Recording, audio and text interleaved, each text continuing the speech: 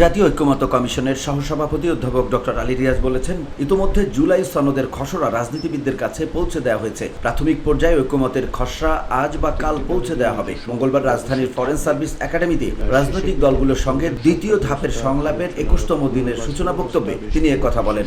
গতকাল থেকে সন্ধ্যা থেকে আলী রিয়াজ বলেন, আগামী 31 জুলাইয়ের মধ্যে দ্বিতীয় ধাপের সংলাপ শেষ করতে চায় জাতীয় ঐক্যমত্য কমিশন। 31 জুলাইয়ের মধ্যে যেসব বিষয়ে রাজনৈতিক দলগুলোর মধ্যে একমত হবে সেগুলো চূড়ান্ত রূপরেখা তৈরি করা হবে। প্রাথমিক খসড়া একটা দেওয়া হয়েছে। তিনি বলেন, রাষ্ট্র কাঠামোর 20টি মৌলিক সংস্কারের প্রস্তাবনার মধ্যে ইতোমধ্যে 12টির বিষয়ে নোট অব ডিসেন্ট সহ রাজনৈতিক দলগুলোর মধ্যে একমত তৈরি হয়েছে। বাকি কয়েকটি বিষয়ে আংশিক একমত হওয়া গেছে। দ্বিতীয় পর্যায়ের সংলাপ শেষে আগামীকাল দুপুরের মধ্যে এসব বিষয়ে অংশগ্রহণকারী দলগুলোকে চূড়ান্ত মতামত দিতে হবে।